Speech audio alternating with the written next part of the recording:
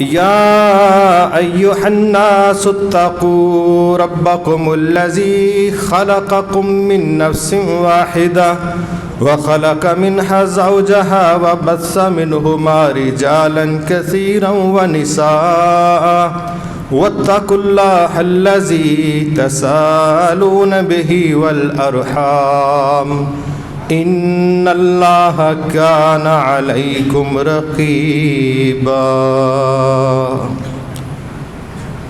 ہر طرح کی حمد و ثنا اس اللہ رب العزت کے لائق ہے جس نے ہمیں دین اسلام کی سمجھ عطا فرمائی اور اس پر چلنے کے لیے اپنے آخری نبی حضرت محمد صلی اللہ علیہ وسلم کی رہنمائی عطا فرمائی جو قیامت تک محفوظ ہے، اور وہ اسلام عطا کیا جس کے فوائد جس طرح شروع میں تھے ویسے ہی انشاءاللہ قیامت تک اس کے پیروکاروں کو میسر آتے رہیں گے۔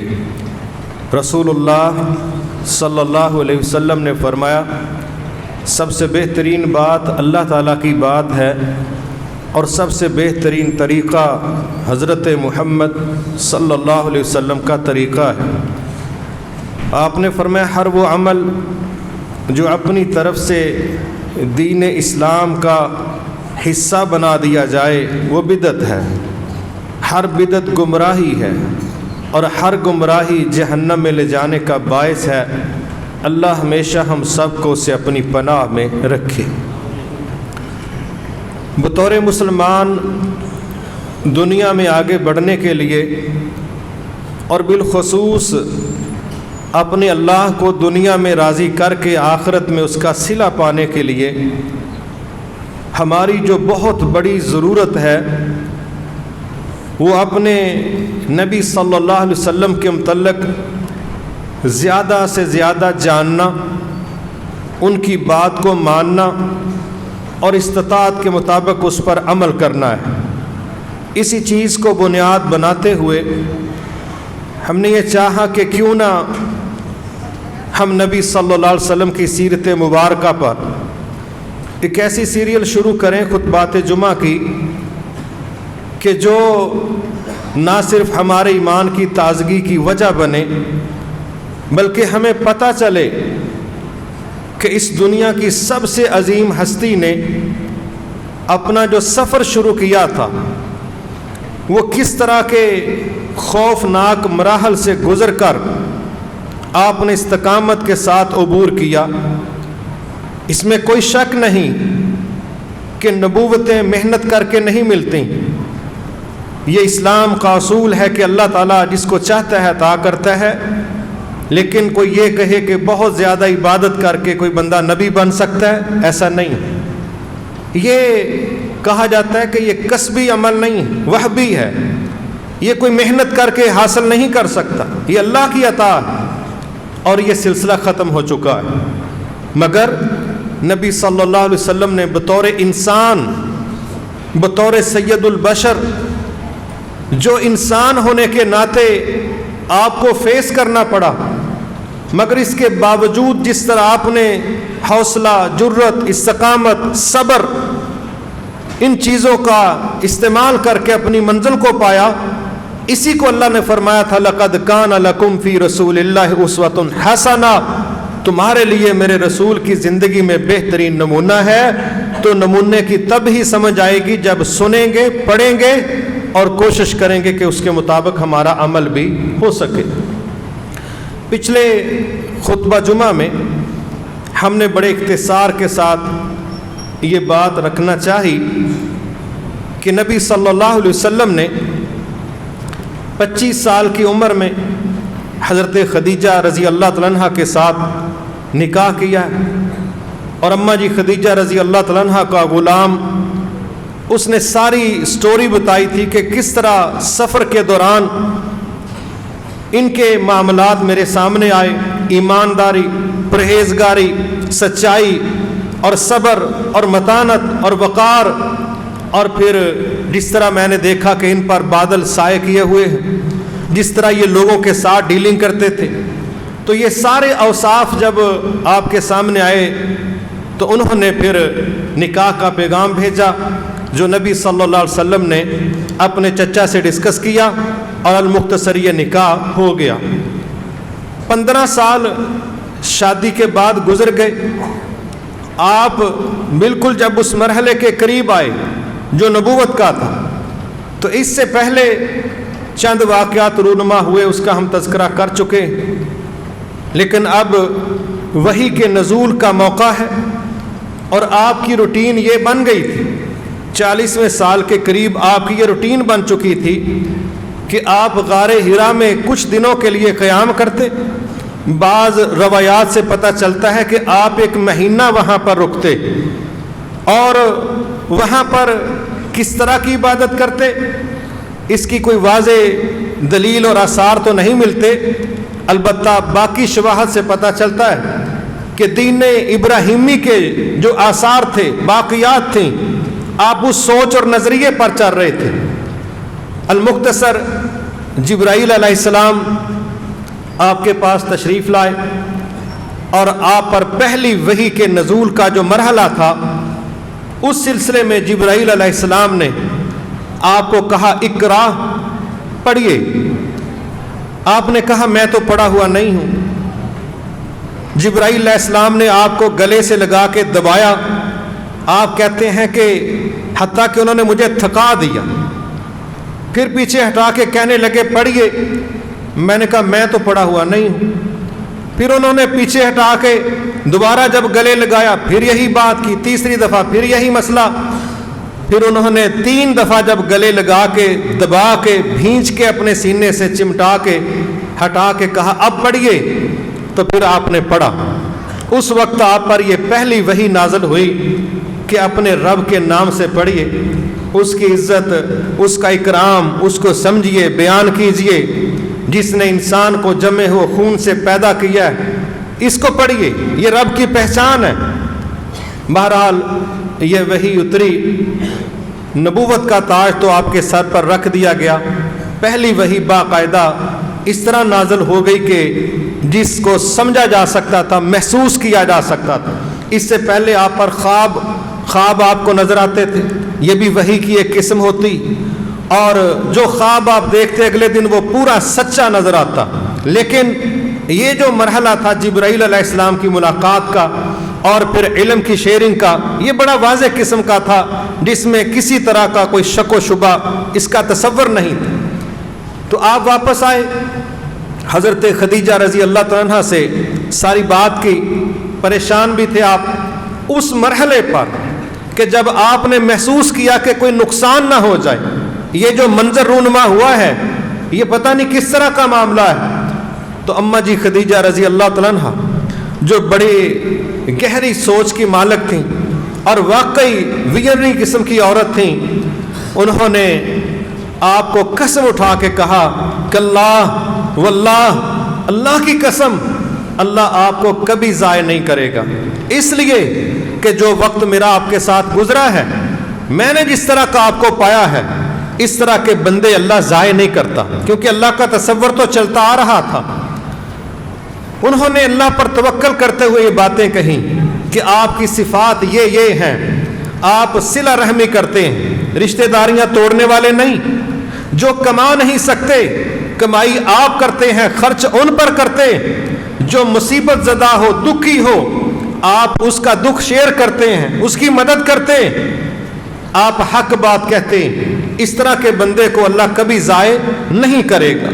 بہرحال پھر بھی انہوں نے سوچا کہ میرے چچا زاد ورقہ بن نوفل وہ عیسائی ہو چکے، ان کے پاس چونکہ انجیل کا علم موجود ہے تو مذہبی لحاظ سے وہ ماہر مانے جاتے ہیں، تو میں آپ کو وہاں لے جاتی۔ وہ آپ کو وہاں لے گئی اور کہنے لگی ورقہ بن نوفل کو کہ اپنے بھتیجے کی بات سنیے۔ آپ نے ساری بات بیان کی تو ورقہ بن نوفل کہنے لگے اللہ کی قسم یہ تو وہی عزت والی ہستی ہے کہ جو اس سے پہلے موسیٰ علیہ السلام پر نازل ہو چکی، عیسیٰ علیہ السلام پر نازل ہو چکی، کاش میں اس وقت موجود ہوتا جب آپ کی قوم آپ کو آپ کے گھر سے علاقے سے باہر نکال دے گی تو میں آپ کی زبردست مدد کرتا۔ تو آپ بڑے پریشان ہوئے کہ میرا عمل تو کوئی ایسا نہیں ہے۔ تو آپ نے پوچھ ہی لیا کہ چچا جی میرے ساتھ یہ جو رویہ جس کا خدشہ آپ ظاہر کر رہے ہیں اس کی وجہ کیا ہوگی؟ تو انہوں نے کہا بھتیجے آپ سے پہلے جس بندے نے اس طرح کا پیغام دنیا میں پیش کیا ہے کہ اللہ ہی رب ہے، اس کا کوئی شریک نہیں ہے، باقی سب جعلی خدا ہیں دنیا میں جو لوگوں نے متعارف کروائے ہیں، تو یہ پیغام جب نبوت کے نام پر لوگوں کے سامنے پیش کیا گیا پھر اس کے اپنے نہیں رہے۔ آپ کے ساتھ ایسے حالات پیش آ سکتے ہیں جو آپ سے پہلے ایسے لوگوں کے ساتھ پیش آ چکے ہیں، اور واقعی پھر ویسا ہوا بھی کہ آپ کو بہرحال مکہ چھوڑ کے مدینہ ہجرت کرنا پڑی، آپ کے ساتھیوں کو بھی آپ کو بھی۔ المختصر اس کے بعد جب آپ واپس آ گئے تو اب ایک آزمائش آ گئی۔ آزمائش یہ آئی کہ وحی کے آنے کا سلسلہ ہی رک گیا۔ وہ جو ملاقات تھی غار حرا کی، اب اس کا شوق تھا، ذوق تھا، اس کی ایک اٹریکشن تھی، ایک کشش تھی کہ کاش دوبارہ ملاقات ہو، جلدی ملاقات ہو، لیکن ادھر سے ملاقات کی، وحی کے نزول کی کوئی شکل نظر نہیں آ رہی۔ اس پر اہل علم نے 3 طرح کی مدتوں کا تذکرہ کیا ہے، ایک 40 دن، ایک 6 ماہ، اور کسی نے تو 3 سال بھی لکھا، لیکن مختصر بات یہی ہے کہ یہ جو 40 دن والا عرصہ ہے اس پر زیادہ لوگ مطمئن ہوئے اور بہت لمبا وقفہ نہیں تھا۔ تو اتنے کے دنوں تک جب وحی آپ پر نازل نہیں ہوئی تو آپ بہت زیادہ پریشان ہو گئے کہ وہ جو ایک چیز مجھے پیش کی گئی اس کے بعد اس کا اگلا مرحلہ سامنے نہیں آ رہا، تو بڑی بے چین طبیعت ہو گئی، بڑی بے قراری، اور ایسی حالت میں آپ پریشانی کی حالت میں باہر نکلے۔ تو کہتے ہیں میں نے اپنے اوپر ایک آواز سنی، جب میں نے اوپر دیکھا تو مجھے نظر آیا کہ وہی فرشتہ جو مجھے غار حرا میں ملا تھا وہ فضا کے اندر ایک کرسی پر بیٹھا ہوا ہے، اور اس نے پھر میرے ساتھ جو معاملہ پیش کیا، جو میرے سامنے اگلی چیز رکھی وہ بڑی زبردست تھی، لیکن اس وحی کے بعد بھی آپ کی کیفیت کافی پریشانی والی رہی۔ وہ جو ہم سنتے ہیں نا، یا ایھا المدثر قم فانذر وربک فکبر وثیابک فطہر، یہ وحی اس وقت نازل ہوئی کہ جب آپ نے جبرائیل علیہ السلام کو دیکھا تو جبرائیل علیہ السلام نے پیغام دیا، اب آپ پریشان ہو گئے مزید، اور گھر آ کے کہنے لگے کہ مجھے کوئی چادر دے دو، کوئی کمبل دے دو، کوئی کمبل اڑا دو۔ تو اماں جی نے چادر تو آپ کو دے دی، تسلیاں بھی ساتھ دینے لگیں، لیکن پھر یہ وحی نازل ہوئی، یا ایھا المدثر قم فانذر، اے چادر اوڑھ کے لیٹنے والے اب لیٹنے کے وقت گئے، اب راحتوں کا دور ختم ہے، قم اب تو اٹھنے کا وقت ہے اور اپنے رب کی کبریائی بیان کرنے کا وقت ہے، اب اگلے مرحلے ہیں ان کے لیے تیار ہو جائیے۔ اب مستقبل میں آپ کا کردار یہ ہونا چاہیے، کپڑے بھی صاف، سوچیں بھی صاف، اعمال بھی صاف، طبیعتوں میں لالچ نہ ہو، اور کسی کو اس نیت سے دینا کہ اس سے زیادہ مجھے ملے گا یہ رویہ بھی نہیں رکھنا۔ وَلِرَبِّكَ فَاصْبِرْ، اور جس طرح کے حالات آنے والے ہیں اب اپنے رب کی رضا کے لیے صبر کا پہلو تھام کے رکھنا۔ یہ وہی نازل ہوئی، بس پھر کیا تھا، پھر آپ کھڑے ہو گئے، اور ایسے کھڑے ہوئے کہ پھر آج تک دنیا جانتی ہے کہ جس کو کہتے ہیں نا سٹینڈ لینا، پھر آپ نے کھڑے ہو کے دنیا کو دکھایا ہے کہ سٹینڈ لینا اس کو کہتے ہیں، استقامت اس کو کہتے ہیں۔ یہ سارا کچھ اللہ نے اپنے نبی صلی اللہ علیہ وسلم کو وقفے وقفے کے ساتھ سمجھایا۔ البتہ 1-2 چیزیں اس میں توجہ طلب ہے کہ نبی صلی اللہ علیہ وسلم پر جو وحی نازل ہوتی تھی وہ کسی ایک طریقے سے نازل نہیں ہوتی تھی، اس کی کئی اقسام تھیں۔ مثلا ایک قسم خواب ہیں، نبی کا جو خواب ہوتا ہے یہ وحی کی ایک قسم ہوتا ہے۔ ایک قسم یہ تھی، بعض اوقات جس طرح گھنٹی بجنے کی آواز آتی اس طرح کی کیفیت بھی طاری ہوتی اور آپ پر وحی نازل ہوتی، لیکن یہ اتنی کہنے کے سخت کیفیت ہوتی تھی کہ اگر آپ اونٹنی پر بیٹھے ہیں تو اونٹنی گھٹنے ٹیک دیتی تھی۔ اور ایک دفعہ ایک صحابی کہنے لگے کہ میری ران پر آپ کی ران تھی اور یہی وحی کی کیفیت شروع ہو گئی تو مجھے ایسے لگا کہ جیسے میری ٹانگ کی ہڈی ٹوٹ جائے گی، اس طرح دباؤ میں محسوس کر رہا تھا۔ اسی طرح آپ کے دل میں فرشتہ کوئی بات ڈال دیتا، القاء کرنا، یہ بھی وحی کی ایک شکل چلتی تھی۔ اور معراج شریف پر جو آپ نے اللہ سے کلام کیا جس طرح کہ موسیٰ علیہ السلام نے کیا، یہ بھی وحی کی ایک شکل تھی۔ اور ایک شکل اور تھی، حضرت دحیہ کلبی رضی اللہ تعالیٰ عنہ، یہ ایک عظیم صحابی، ان کی شکل اختیار کر کے کبھی کبھی جبرائیل علیہ السلام آپ کو اللہ کا پیغام دینے آیا کرتے تھے، اور اس کے نتیجے میں صحابہ بعض اوقات جبرائیل علیہ السلام کی زیارت کر لیتے، گو کہ وہ اپنی اصلی حالت میں نہیں ہوتے تھے، مگر بعد میں آپ بتا دیتے کہ یہ کون تھے۔ ایک دفعہ نبی صلی اللہ علیہ وسلم صحابہ کے ساتھ تشریف فرما ہے تو کہتے ہیں کہ باہر سے ایک شخص آیا۔ اب مدینہ چھوٹا سا تھا، تھوڑی سی اس کی آبادی تھی، ہر بندے کو تقریباً جانتا تھا۔ تو کہتے ہیں کہ شخص آیا، ہم اس کو دیکھ رہے ہیں کہ بندہ مدینے کا نہیں، مگر ہم دوسری جو چیز دیکھ رہے ہیں وہ بڑی تعجب والی تھی کہ نہ اس کے پاؤں پر مٹی کے گرد کے آثار ہیں، نہ اس کے چہرے پر تھکاوٹ کے اثرات۔ یہ بندہ کدھر سے آ گیا؟ اگر یہ مدینے کا نہیں ہے تو پھر اس پر سفر کے اثرات کیوں نہیں، تھکاوٹ کے اثرات کیوں نہیں، کوئی گرد مٹی اس کے قدموں کو کیوں نہیں لگی؟ ہم اسی تعجب میں ہیں کہ اس نے آ کے اللہ کے نبی کے گھٹنوں کے ساتھ گھٹنے جوڑ دیے، اور بعض روایتوں میں آتا ہے کہ آپ کے رانوں پر ہاتھ رکھے بالکل قریب بیٹھ کے، تو انہوں نے کچھ سوالات شروع کر دی۔ ایمان کیا ہے؟ اسلام کیا ہے؟ قیامت کب آئے گی؟ احسان کیا ہے؟ آپ اس کے جوابات دے رہے ہیں اور صحابی سن رہے ہیں کہ سوال کیا ہو رہا ہے اور جواب کیا آ رہا ہے۔ اور کئی سوالوں کے جواب میں آپ نے فرمایا کہ جو پوچھنے والا ہے جتنا اس کو پتہ ہے اتنا ہی بتانے والے کو پتہ ہے۔ یہ قیامت کا مسئلہ کہ نہ آپ کو پتہ ہے نہ مجھے پتہ ہے، یہ اللہ کو ہی پتہ ہے۔ اور پہلے جو دو سوال ہوئے تھے، ایمان کیا ہے، اسلام کیا ہے، اس پر انہوں نے جبرائیل علیہ السلام نے جواب سن کے کہا آپ کا جواب صحیح ہے۔ تو صحابہ کہتے ہیں ہم نے تعجب کیا، عجیب بندہ ہے، خود ہی سوال کرتا ہے، خود ہی تصدیق کرتا ہے۔ بہرحال وہ وہاں سے اٹھ کے جب نکلے تو آپ نے صحابہ سے پوچھا جانتے ہو کون تھا؟ کہنے لگے نہیں جی، اللہ اور اس کے رسول ہی جانتے ہیں۔ آپ نے فرمایا یہ جبرائیل علیہ السلام تھے، تمہیں اللہ کا دین سکھانے آئے تھے۔ مطلب کیا کمال کی وہ محفلیں تھیں کہ جن میں فرشتوں کا جو چیف ہے وہ آ کے اس کلاس کا اس کا حصہ بنتا ہے اور اللہ کے بندوں کو دین سکھانے کے لیے ایک ٹیکنیکل راستہ اختیار کر رہا ہے۔ اور کتنے کمال کے وہ لوگ تھے کہ جن کی مجلس میں فرشتوں کے لیے آنا کوئی ایشو نہیں تھا، کوئی مسئلہ نہیں تھا۔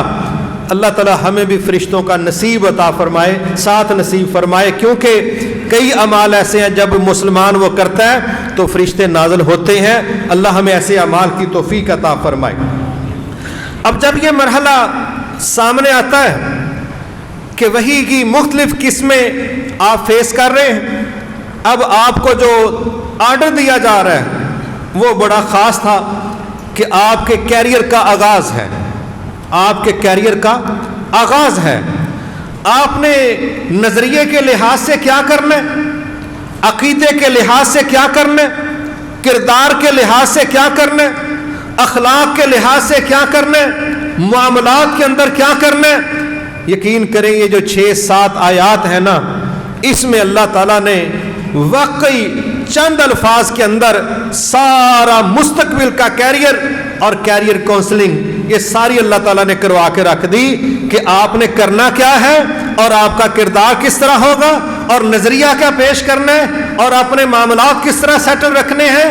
یہ سارا کچھ اللہ تعالیٰ نے یہ وحی کی چھوٹی سی کیفیت میں پیش کر دی۔ مگر یہاں ہم سب کے لیے جو میں گزارش کرنا چاہتا ہوں، اللہ ہم سب کو اس کی توفیق عطا فرمائے، وہ کیا ہے؟ یہ بات سمجھ لینا بڑا لازم ہے کہ اگر ہم یہ سمجھیں کہ یہ دعوت کا کام صرف نبیوں کا کام ہے یا چند علماء کا کام ہے، تو یہ ہمارا یہ فیصلہ درست نہیں ہے، ہماری اسیسمنٹ درست نہیں۔ اللہ کے نبی نے جب یہ لیول بیان کر دیا، بلغوا عنی ولو آیا، تم تک میری طرف سے ایک بات، ایک آیت پہنچ چکی ہے، تو میرا آرڈر ہے اس کو لوگوں تک پہنچا دو۔ اب ہمیں کوئی ایک حدیث آتی ہے، ہمیں کوئی ایک آیت آتی ہے، وہ تو پتہ چلتا ہے جب ہمارے سینگ پھنستے ہیں مناظرے کی شکل میں کہ 2-2 کلو مونگ پھلی ختم ہو جاتی، 3 دفعہ چائے پی لیں تو ماشاءاللہ ڈیٹا ختم ہونے میں نہیں آتا، جی بی تو پیچھے رہ جاتا ہے، ٹی بی کا کام شروع ہو جاتا ہے۔ اتنا مواد، اتنی معلومات کس بات پر کہ جی میں نے اس کو ہرا کے بیچنا ہے، میں نے ہر سوال کا جواب دیا۔ سبحان اللہ، جب تمہارے سینگ اڑ گئے تو علم اچھل کے باہر آ گیا، اور جب اسی علم کو عملاً شیڈیول کے ساتھ، ترتیب کے ساتھ، کسی ڈسپلن کے ساتھ، کسی قاعدے ضابطے کے ساتھ، کسی ذمہ داری کے ساتھ جب اس کو آگے ڈلیور کرنے کے لیے کہا گیا، کہتا نہیں اے عالمہ دا کام ہے، ساڈا کام نہیں، یہ علماء کا کام ہے، یہ فلاں کا کام ہے۔ میرے محترم بھائیو، یہی وہ چیز ہے جس نے سب سے زیادہ ہمارا ذاتی نقصان کیا ہے، اس کے بعد اسلام کا بھی نقصان کیا۔ یہ ہندو معاشرے کی ترتیب تھی، ہمارے معاشرے کی نہیں۔ ہندوؤں نے اپنی سوسائٹی کو 4 حصوں میں تقسیم کیا ہوا، اور وہاں شودر، برہمن، اسی طرح وید ہیں، اسی طرح کھشتری ہیں، یہ 4 اقسام انہوں نے طے کی۔ کیا کہتے ہیں کہ جو برہمن ہیں ان کا کام فلاں ہے، یہ جو شودر ہیں ان کا کام خدمت ہے، یہ جو وید ہیں ان کا کام دین کی تبلیغ ہے، اور فلاں کا کام بزنس ہے، فلاں کا کام حکومت ہے۔ یہ تقسیم انہوں نے کی ہے، مسلمانوں کو ان کے نقش قدم پر چلنا زیب نہیں دیتا۔ ہم میں سے ہر شخص کو اللہ کا حکم ہے، اللہ کے نبی کا حکم ہے کہ ہم سب اللہ کے دین کے سفیر بنے، داعی بنے۔ ہم میں سے جس کے پاس جتنی معلومات ہیں وہ اللہ سے ڈر کے لوگوں تک اس کو پہنچائے۔ یہ کام کریں گے تو یہ سلسلے آگے بڑھیں گے، نہیں کریں گے تو اللہ نہ کرے پھر ہم اپنے گھروں میں بھی خالی نہ رہ جائیں، اپنے گھروں کے اندر۔ مگر اس بات کی مجھے تو ہمیشہ سے تکلیف رہی کہ ہمارے دفاتر دیکھو ماشاءاللہ پیچھے الماریاں بھری پڑی ہوتی، پوری جلدیں لکھا ہوا ہے، یہ رجسٹریوں والی فائل ہے، یہ کہہ لیجئے کہ لائسنس والی فائل ہے، یہ بقایا جات والی فائل ہے، یہ جن کو ہم نے ادھار دینا ان کی فائل ہے، یہ پراپرٹیوں کی فائل ہے، یہ میرے گھروں کے ڈاکومنٹس ہیں، پورے دفتر بھرے ہیں بڑی ترتیب کے ساتھ۔ ایک فائل وہاں پر موجود نہیں جس میں میں کہہ سکوں کہ اسلام کے متعلق، دین کے متعلق، دعوت کے متعلق جو میری ذمہ داری بنتی ہے، کیا کوئی ایک باریک سی فائل میری الماری میں پڑی ہے؟ کوئی نہیں، وہ میرا کام ہی نہیں، میری ذمہ داری نہیں۔ یہی وہ ہماری خرابی ہے جس نے ہمیں بالکل ایک طرف جھکا کے رکھ دی ہے۔ ایک طرف ہمارے ہاں کیا چلتا ہے، اور جی دین دنیا کو ساتھ ساتھ لے کے چلنا چاہیے، لیکن ایسا ہے نہیں۔ کون ہے جو دین دنیا کو ساتھ ساتھ لے کے چل رہا ہے؟ کتنا وقت ہم دنیا کو دے رہے ہیں اور کتنا وقت ہم دین کو دے رہے ہیں، یہ ہر بندہ اپنے آپ کو تولے گا تو اس کو پتہ چل جائے گا کہ میرا جینا بھی دنیا ہے، میرا مرنا بھی دنیا ہے، میرا سونے کے دوران خواب دیکھنا بھی دنیا۔ میں تو قبر پر کھڑا ہوں جنازے کے لیے، تو وہاں بھی گاہک کو کہہ رہا ہوتا ہوں 10 منٹ کم مک چلا میں آیا، کتنا وقت میں دین کو دے رہا ہوں، اور دعویٰ میرا برابری کا ہے۔ 18 سال اس دنیا کو چلانے کا علم حاصل کرنا، اور 1 سال بھی 18واں حصہ بھی इस दीन को समझने के लिए वक़्त ना देना और तकरीर में यह कहना कि दीन दुनिया बराबर लेके चलो, हमें तो उस बराबरी की समझ नहीं आ रही कि इससे मुराद क्या है। यह हमारी खराबी, इसका हमें नुकसान है। एक बंदा आया, आके कहता है अल्लाह के नबी सल्लल्लाहु अलैहि वसल्लम, मेरा भाई हर वक्त आपके साथ दीन का काम करता रहता है और मैं हूं कि सारे घर का बोझ, जिम्मेदारियां मेरे सर पर हैं। वो कहना चाहता था कि उसे कहे मेरा साथ दे। सुभान अल्लाह, आपने क्या फरमाया? कहा हो सकता है जो रिज्क तुझे मिल रहा है, हो सकता है जो रिज्क तुझे मिल रहा है ये तेरी वजह से ना हो, तेरे भाई की वजह से मिल रहा। ये है नबी का विजन कि तू ये समझ रहा ना कि बोझ तूने उठाए।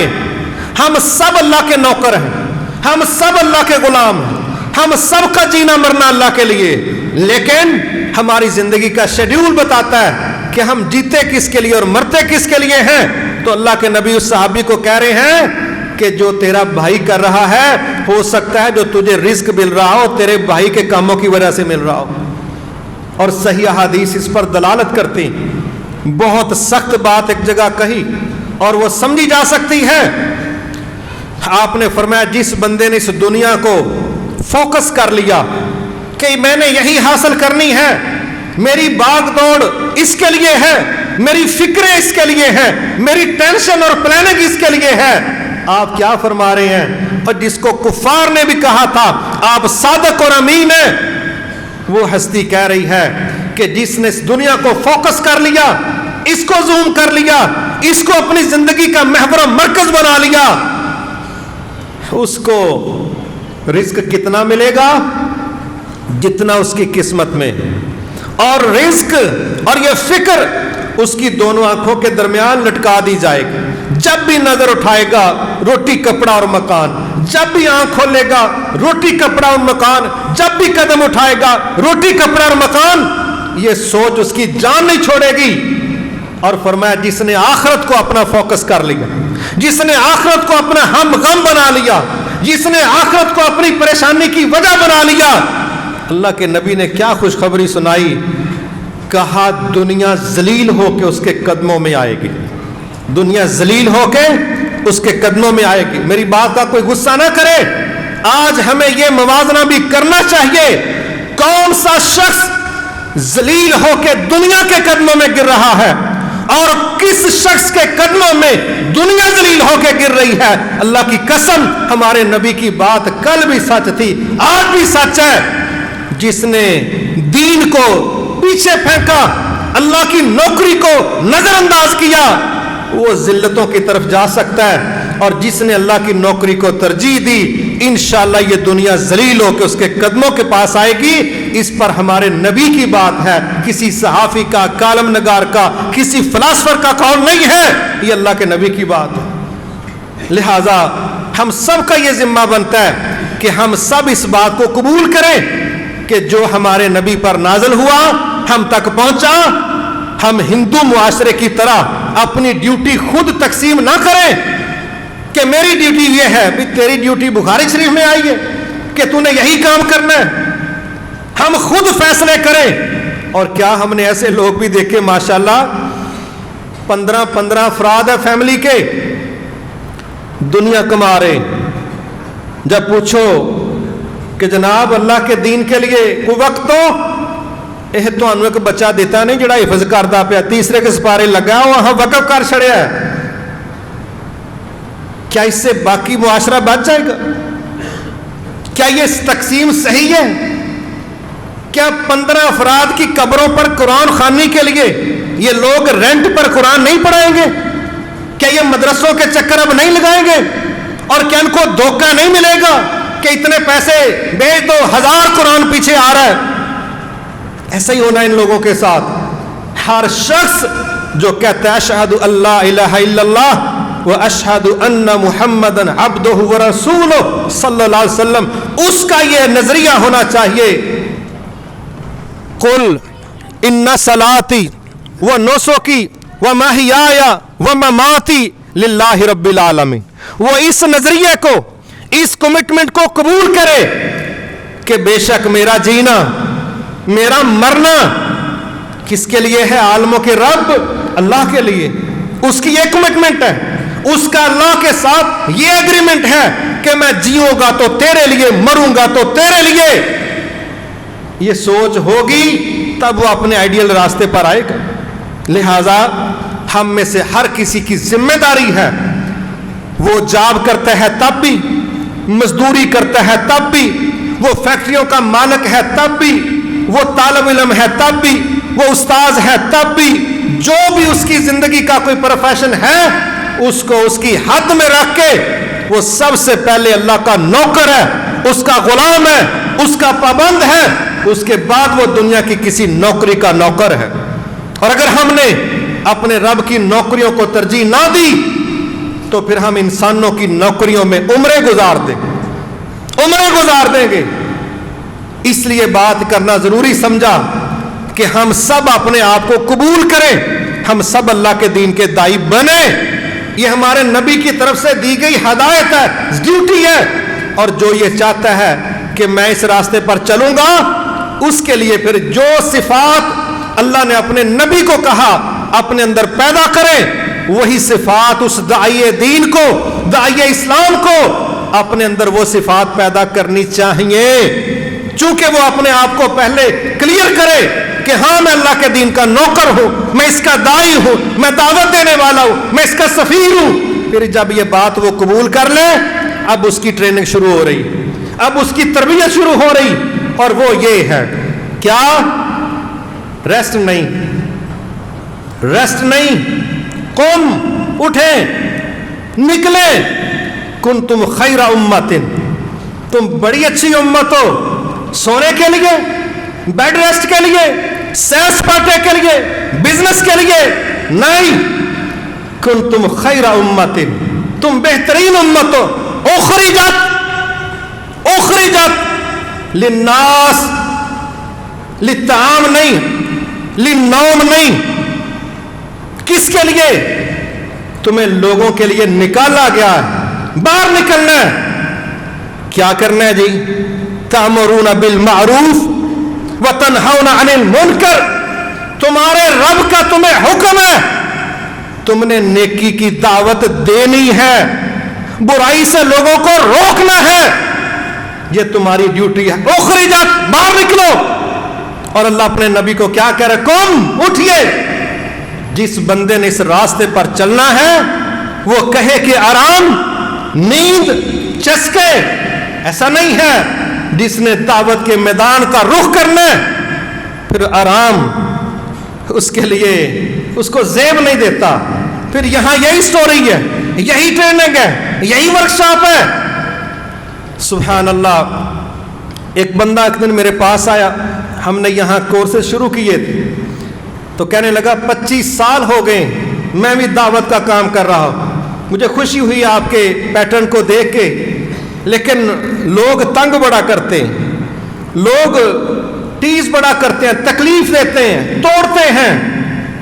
میں نے اسے مذاق میں پوچھا، میں نے کہا یہ پروفیشن کہہ لو دعوت کا، کن کا ہے؟ کہتا ہے کیا مطلب؟ میں نے کہا یہ کن کا پیشہ ہے، کن کا کام ہے؟ کہتا ہے انبیاء کا. میں جی انبیاء ورگا حوصلہ نہیں تو پنگا لین دی لوڑ بھی نہیں. یہ کام نبیوں کا ہے. حوصلے نبیوں والے چاہیے، استقامت نبیوں والی چاہیے، صبر نبیوں والا چاہیے، تحمل نبیوں والا چاہیے، علم نبیوں والا چاہیے. تب جا کے آپ اس فیلڈ میں چلیں گے، ورنہ لوگ تو ریت کے ذروں کی طرح ہواؤں میں بکھیر دیتے ہیں. لوگوں کے لیے تو مسئلہ ہی نہیں. وہ بات ایسے کرتے ہیں جیسے ہم بچپن میں ریت میں پاؤں دے کے ایک چھوٹا سا وہ کہنے کے ایک سوراخ بناتے، بل بناتے، کہتے گھر بن گیا، اور اٹھتے ہوئے اسے ٹھڈا مار کے بکھیر دیتے. اللہ کی قسم لوگ دین کے دائیوں کو ٹھڈے مارتے. میں بڑی دیر اس بات پر کھڑا رہا، بڑی دیر، کہ جہاد سے بڑھ کے پریشانی والا میدان کوئی نہیں. گولی چلتی ہے، خون بہتا ہے، جسم چھلنی ہوتے، بندے دنیا سے رخصت ہو جاتے. لیکن جب میں نے اپنے نبی کی اس بات کو پڑھا، پھر میں نے اپنے موقف کو تھوڑا بدلا. آپ سے آپ کی زوجہ محترمہ نے پوچھا آپ کی زندگی میں سب سے دکھی دن کون سا تھا؟ اور ہماری ماں کہتی میں نے گیس کیا، میں نے اندازہ لگایا، آپ احد کے دن کا تذکرہ کریں جب 70 لاشیں زمین پر پڑی تھیں۔ وہ لوگ جو آپ کے پسینے کو زمین پر گرنے نہیں دیتے تھے، آج ان کا خون ریت کے اندر مکس ہو رہا ہے، اور آپ خود شدید زخمی ہیں، چہرہ مبارک زخمی ہے، دانت مبارک شہید ہو چکے ہیں، لوہے کی کڑیاں آپ کے رخساروں کے اندر اتر چکی ہیں۔ جس صحابی نے وہ کڑیاں باہر نکالنا چاہی ان کے دانت شہید ہو گئے، کندھے پر گہری چوٹ، مہینہ اس کا درد نہیں گیا، آپ کی افواہ نکال دی گئی کہ آپ شہید کر دیے گئے۔ یہ حالات تھے۔ آپ کی بیوی ہماری ماں سوال کر کے کہتی ہیں میں نے سوچا آپ احد کے دن کا تذکرہ کریں گے، لیکن اللہ کے نبی کیا کہہ رہے ہیں جن پر بیتی ہے، جن سے سوال کیا جا رہا ہے، وہ کہتے ہیں میری زندگی کا سب سے دکھی دن طائف کا دن تھا۔ طائف میں گولی چلی تھی، طائف میں بندے قتل ہوئے تھے، طائف میں دل توڑے گئے تھے، طائف میں دل چھلنی کیے گئے تھے، طائف میں اپنے خیر خواہ کے خلاف لوگ کھڑے ہو گئے تھے، طائف میں لوگوں نے آپ کی دعوت کو رد کیا تھا، طائف میں لوگوں نے آپ کی دعوت کا مذاق اڑایا تھا۔ دنیا کا سب سے مضبوط اعصاب کا مالک شخص، حدیث کے مطابق 40 افراد کے برابر ایک نبی میں قوت ہوتی، 40 افراد کی قوت کا مالک شخص، رب سے باتیں کرنے والا، جبرائیل کے گلے ملنے والا، حوصلے دینے والا، آج کیا کہہ رہا ہے؟ کہتا ہے میری زندگی میں سب سے تکلیف والا دن احد کا دن تھا جب میں ان کی خیر خواہی کی دعوت لے کے گیا اور انہوں نے الٹا جو رد عمل دیا، میری زندگی میں اس سے دکھی دن کوئی نہیں آیا۔ دعوت کا میدان، نبی کہہ رہے ہیں آسان کام نہیں، جسم چھلنی ہو جائیں ٹھیک ہو جاتے ہیں، نشان رہ سکتے، جب دل زخمی ہوتے ہیں نا نشان نہیں نظر آتے لیکن سوراخ نہیں جاتے، سوراخ نہیں جاتے، یہ خراشیں نہیں جاتی، اور ہماری زبانیں ہیں کہ یہ خنجر کے نوک کی طرح دلوں پر شکوے تحریر کرتی، یہ نہیں صحیح، وہ نہیں صحیح، فلاں نہیں صحیح، فلاں نہیں صحیح۔ ٹھیک ہے بھائی، ایک ہی راستہ رہ جاتا ہے جو اللہ نے اپنے نبی کو کہا تھا، وَلِرَبِّكَ فَاصْبِرْ۔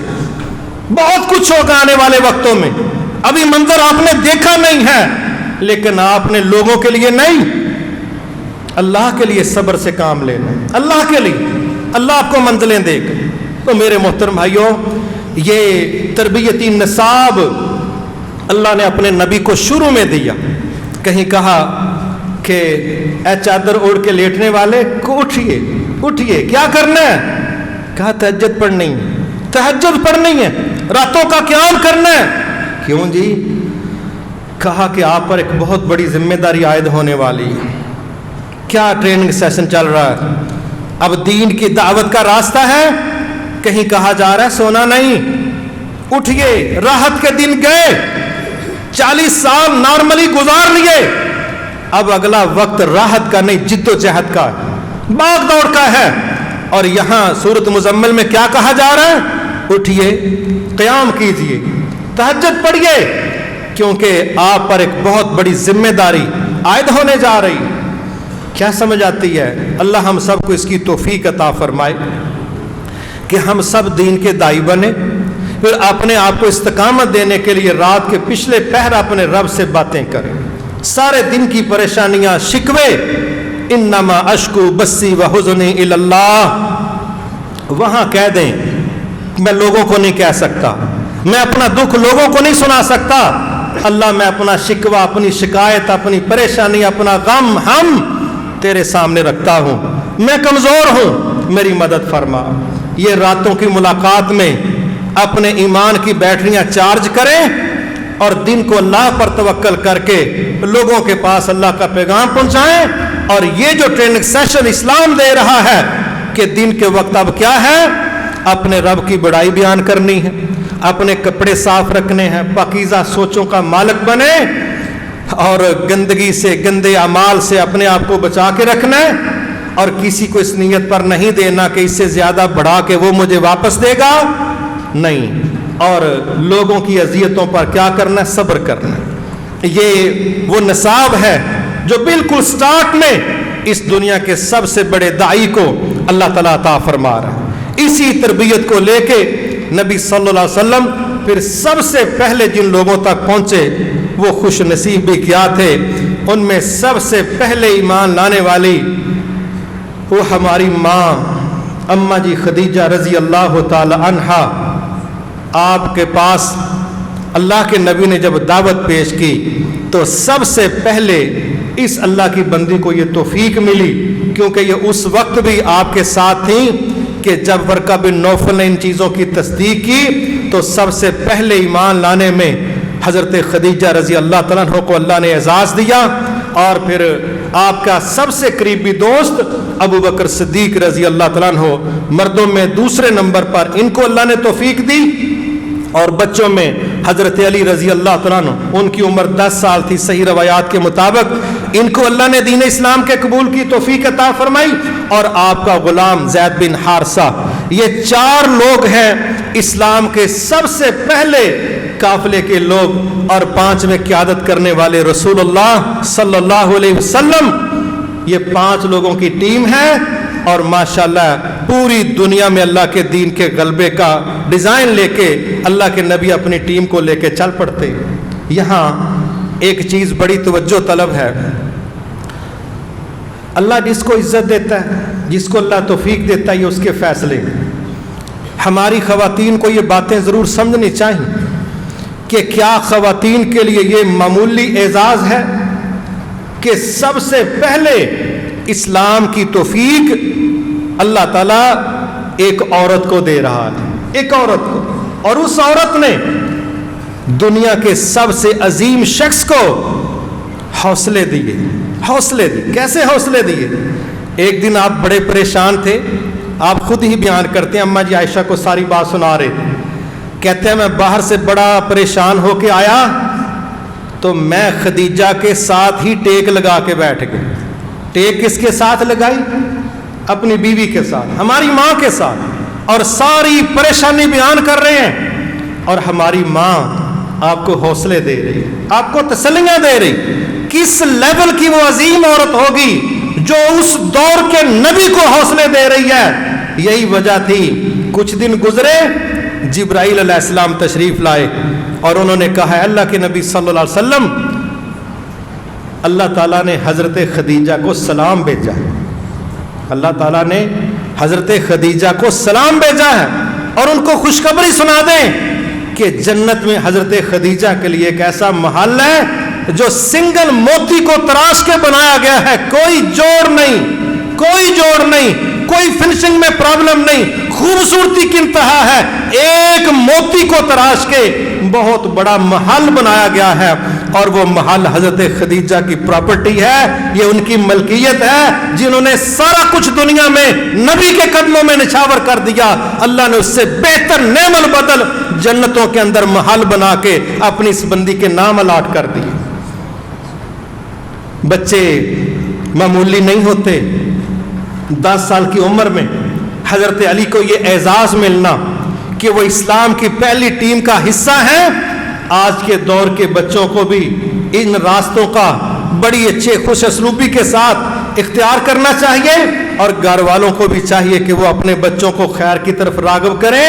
اگر آج کے دور کے چھوٹے چھوٹے بچے یہ ڈیجیٹل دنیا کو، یہ الیکٹرانک دنیا کو، یہ نیٹ کی دنیا کو، یہ ویب سائٹوں کی دنیا کو، یہ سافٹ ویئر کی دنیا کو بڑا جانتے ہیں، تو یہ بچے اللہ کے دین کو بھی بڑا جان سکتے ہیں، بڑا جان سکتے ہیں۔ لیکن ہم نے ان کے پنگوں کے لیے ان کو ڈیوائسز پکڑا دی ہیں، اور جب باری آئی اللہ کے دین کی، نہیں یہ دی علی عمر کوئی نہیں، انہوں یوٹیوب کھول کے دو تو انہوں دسے گا دی عمر کیڑی ہے، تو انہوں تارے نظر آؤں گے کہ دی عمر کیڑی۔ یہ کیا طریقہ کار ہے کہ جب باری آئے فرض نماز کے پڑھنے کی، وہ 14-15 سال کا بھی ہو جائے تو کوئی عمر نہیں، اور جب باری آئے فون کی، اے پتر ویکھی ہاں کہ سیٹ ہوندا، مینوں تو پتہ کوئی نہیں لگتا، رہندا جو اودے کولے ہی تینوں پتہ دسے گا کہ سیٹ ہوندا ہے، یہ دے نال تم بھی اپ سیٹ ہوئیں۔ یہ بہت زیادہ ضروری ہے، ہم بچوں کو عام نہ سمجھے۔ 10 سال کی عمر ہے، پہلی ٹیم کا شخص ہے حضرت علی رضی اللہ تعالیٰ عنہ، پھر ہم دیکھتے ہیں غلام معاشرے کے، جی اس کا جی اسٹیٹس ہی کوئی نہیں، ان کی جی معاشرتی ویلیو کوئی نہیں، اور رہنے دو جی یہ کمی کمین لوگ ہیں، ان کو تو گنتا ہی کوئی نہیں، ان کے پیچھے وقت نہ ضائع کرو۔ نہ اسلام کی جو پہلی ٹیم ہے اسٹیٹس وائز، اس کا ایک شہسوار ایک غلام بھی ہے، ایک غلام بھی۔ لہٰذا ہم سب کی یہ ذمہ داری بنتی، ہم سب یہ چند چیزوں کو اپنی زندگی کا حصہ بنائیں۔